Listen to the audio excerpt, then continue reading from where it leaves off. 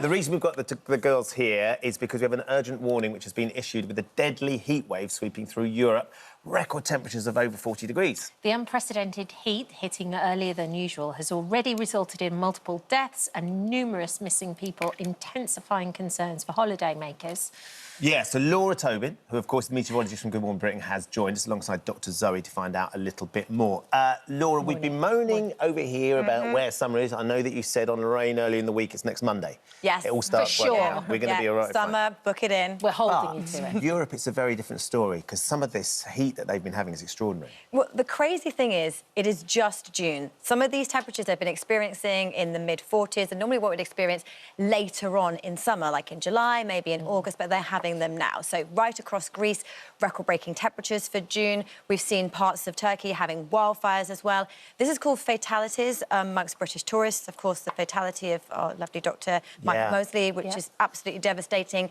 But the big problem here is it's only set to get hotter with more of summer to come. I have lots of friends around the world, my weather friends. I'm friends with the lovely Panos, who is the Greek weather presenter. We've been messaging him on our World Weather WhatsApp group saying what's going on. And he said this is the earliest they've had a heat wave in Greece since 1890, since records began. Wow. They have had 10 days of temperatures over 40 degrees Celsius, higher than our body temperature. And that is why we have this huge problem. But it's not just there. Over in America, they have a huge heat wave building, and it's down to the jet stream. It always is. So they have a massive heat dome. So I've got a graphic for you. Oh, OK. So a big heat dome there, you can see, across western parts of America, all the way across to the northeast. 230 million Americans are set to have temperatures over 90 Fahrenheit.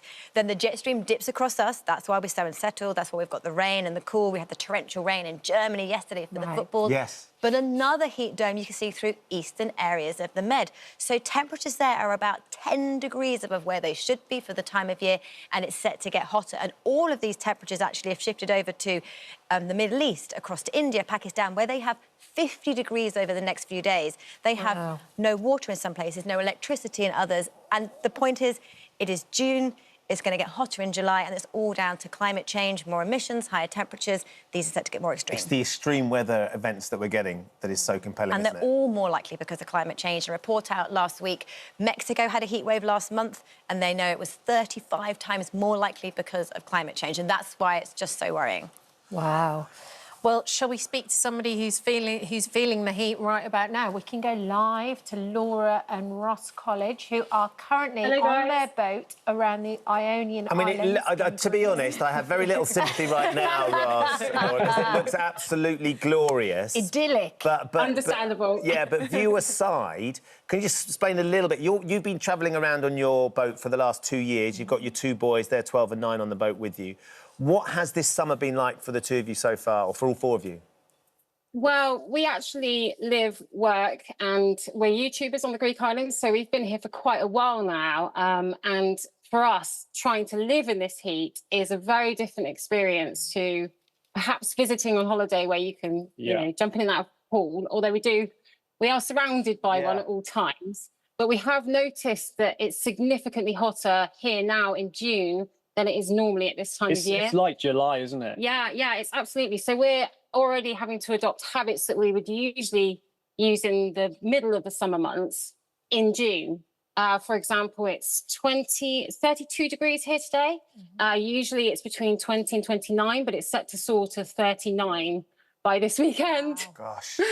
And how are Noah and Josh coping with it? Because it's very nice during the day, but at night when you can't sleep and it's hot, how are they dealing with it? Well, they're currently just schooling online, so they're not here at the moment. They go to MVA, and they have kind of lessons sort of 1 hour at a time, and then they can take long breaks and jump in the sea. So we're very fortunate in that respect. They're good like that. Also, the weather is quite localised in Greece, so depending on what island you're on, it can be hotter or cooler. So Lefkada, for example, is about 40 degrees in the next couple of days. Yeah.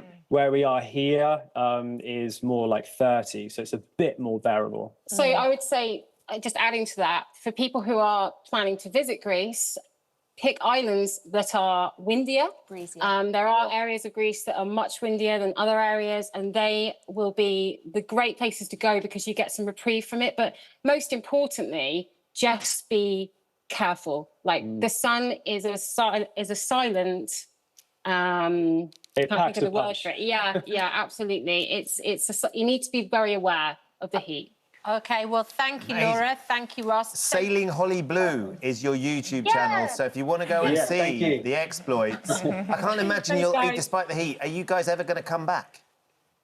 Not likely. You know, why not? No, we do absolutely love our life. We're very fortunate and grateful for it.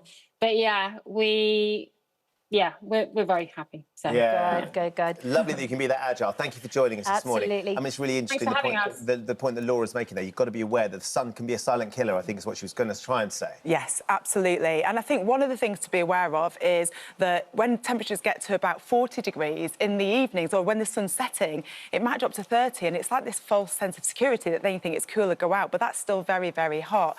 And obviously, you know, the main risk of that is something like heat stroke. So heat stroke is a medical emergency.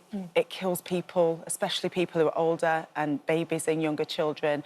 And the difference between heat exhaustion and heat stroke. So heat exhaustion is a mild to moderate heat-related illness that usually doesn't require a doctor. You know, you need to cool somebody down, take them out of the sun, give them lots of fluids.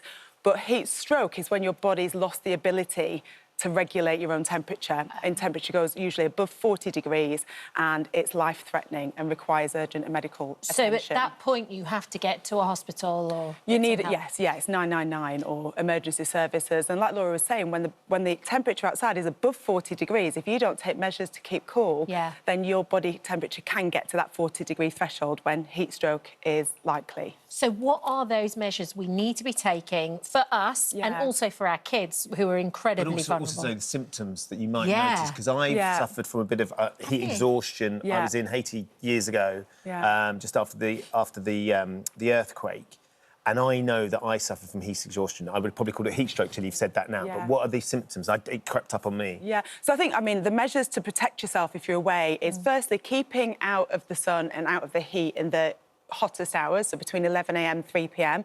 Think about what you're putting into your body. You need to increase your fluid intake, hydration, hydrating fruit and veg, you know, food as well as water intake. But then thinking about if you do need to go outside, stay in the shade, wear a hat, you know, put a scarf around yourself, wear light colours. Light colours, white reflects the sun, whereas dark colours absorb the sun.